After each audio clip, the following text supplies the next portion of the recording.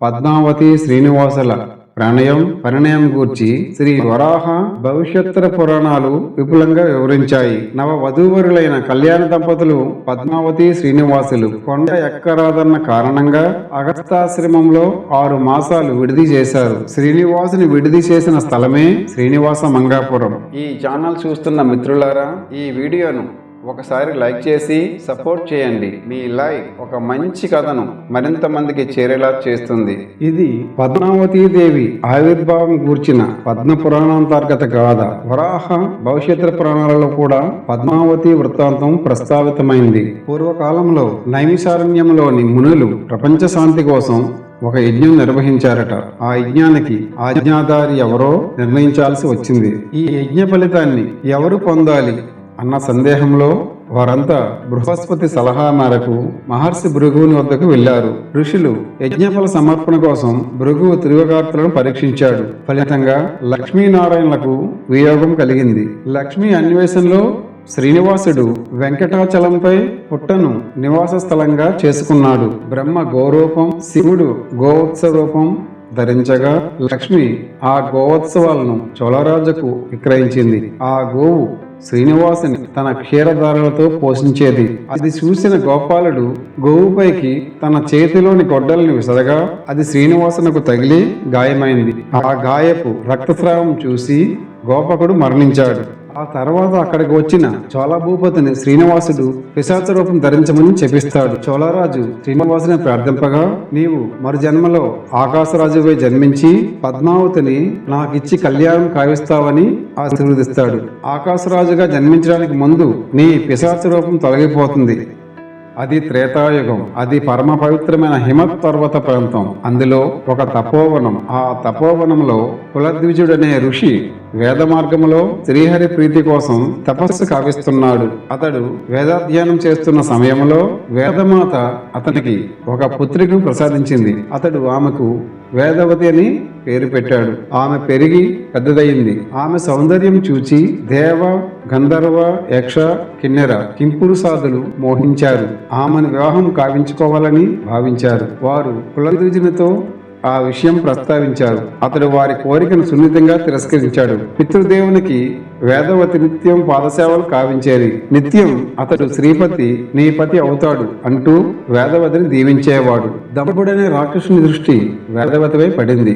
ఆ రాక్షసుడు వేదవతిని పొందాలని నిశ్చయించుకున్నాడు. కులద్విజుని కలిసి తనకు వేదవతితో వివాహం కావించమన్నాడు. అసురాంతకుడైన శ్రీకాంతునకే ఆమె జీవితం అంకితమైంది. నీ వంటి రాక్షసునకు ఆమె భార్య కాదు అని కులద్విజుడు రాక్షసుని మాటను ఉపేక్షించాడు. ఆ మాటలు విన్న దంబుడు కులద్విజుని సంహరించాడు. వేదవతి తండ్రి అకాల మరణానికి చింతించి పితృదేవుని సత్సంకల్పం నెరవేర్చాలనే స్థిర సంకల్పం కావించుకుంది. తండ్రి దీవెన ఫలించాలని, శ్రీనివాసుని తన మనోనాయకుని కావించుకోవాలని అందుకై పరితపించి ఆ ఆశయ సాధన కోసం తపస్సు చేయసాగించింది. 4 తలలున్న బ్రహ్మను మెప్పించి 3 కన్నులున్న శివుని ఒప్పించి దశకంఠుడు వరాలు విభూతులు పొందాడు. సురనాయకుడైన మహేంద్రుని జయించాడు. కుబేరుని దోచుకున్నాడు.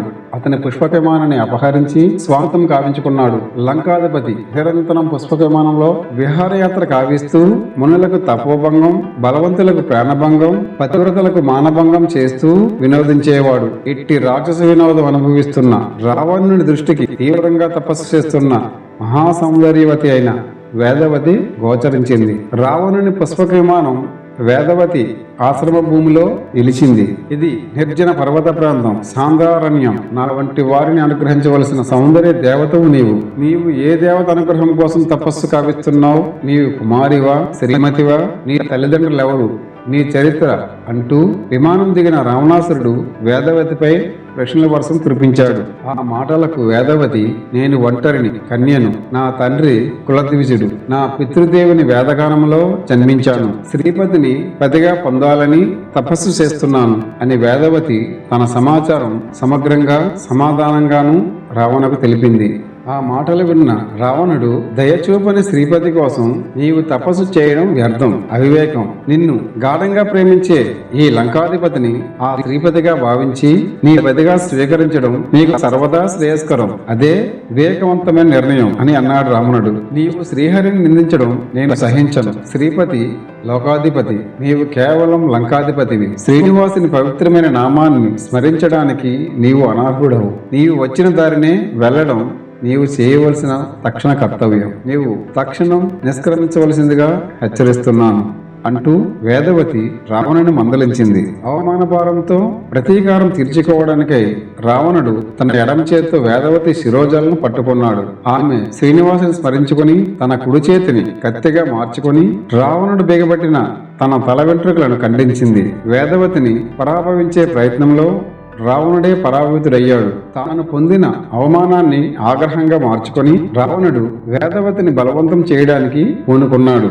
ఆ ప్రయత్నంలో ముందుకు వెళ్ళగా ఆమె తన తపోమహిమతో రావణుని గమనాన్ని నిరోధించడానికి అగ్నిని జ్వలింపజేసింది. అతడు వజ్రాయుధంతో మంటలను చల్లారుస్తూ ఆమెను సమీపించాడు. నేను అబలను, నాకు తపోభంగం కావించావు. నన్ను మానభంగానికి గురి చేయాలని చూస్తున్నావు. నా వంటి అబల మూలంగానే మహాబలవంతుడైన నీకు ప్రాణభంగం కలుగుతుంది. ఇది తథ్యం అని వేదవతి కఠినంగా రావణుని శపించి తాను సృష్టించుకున్న అగ్నిలో ప్రవేశించి అదృశ్యమైపోయింది. ఆశాభంగంతో ఆకాశంలోనికి పుష్పక విమానంతో అదృశ్యమయ్యాడు. అగ్నిహోత్రుడు తనలో ప్రవేశించిన వేదవతిని తన భార్య అయిన స్వహాదేవి రక్షణలో ఉంచుతాడు. ఆ విధంగా ఆ దంపతులు ఆమె సంరక్షణ వహిస్తున్నారు. అయోధ్య పాలన చేయవలసిన రాముడు పితృవాక్య పాలన కోసం అరణ్యాలకు పయనమయ్యాడు. సీత, సౌమిత్రి అతన్ని అనుసరించారు. మారీచుని బంగారు లేడిని చేసి మాయ చేసి సీతను రావణుడు లంకకి ఎత్తుకుని పోతున్నాడు. అగ్నిదేవుడు రావణుని ఆపి, నిజమైన సీత నా వద్ద ఉన్నది. నీవు మాయ సీతను తీసుకొని పోతూ నీవు మాయకు లోనై మోసపోతున్నావు అని రావణకు హితవు చెప్పాడు. తన సంరక్షణలోని వేదవతి చేత సీతారూపం ధరింపజేసి ఆమెను రావణునితో లంకకు సాగనింపాడు. అసలు సీతకు స్వాహాదేవి వద్ద రక్షణ కల్పించాడు. రాముడు రావణ సంహారం కావించి సీతను అగ్ని ప్రవేశం కావింపజేస్తాడు. అగ్నిహోత్రుడు ఇద్దరు సీతలను రాముని ముందు నిలిపి నిజమైన సీతను స్వీకరించమన్నాడు. శ్రీరాముడు నిజమైన సీతను గుర్తుపట్టలేకపోయాడు. అప్పుడు అగ్నిదేవుడు మాయా సీతను వేదవతిని కావించాడు. వేదవతి సీత కోసం త్యాగం చేసి లంకలో బాధలు పడింది. నాదా, నా నిమిత్తంగా వేదవతి రావణుని వేదనలకు లోనైంది. ఈ వేదవతి సీతకు చెల్లెలు కావాలి. నీవు ఆ విధంగా వేదవతిని అనుగ్రహించాలి అని సీతాదేవి వేదవతిని వివాహం కావించుకోమని శ్రీరాముని ఆర్థిస్తుంది. నేను ఈ జన్మలో ఏకపత్నివతుడైన కారణంగా నేను వివాహం చేసుకోలేను. రాబోయే యుగములో వేదవతిని సీత వలె భూజాతగా అవతరిస్తుంది. పద్మావతి అయి ఆకాశరాజునకు పుత్రికగా గగన భూపాలిని రాజప్రసాదంలో ప్రవేశిస్తుంది. నేను శ్రీనివాసునిగా వెంకటాచలం పైన అవతరిస్తాను. వేదవతి చేసిన తపస్సునకు ఫలం ఆనాడు లభిస్తుంది. ఈనాటి సీతాదేవి అభీష్టం పద్మావతీదేవి పరిణయ రూపంలో నెరవేరుతుంది.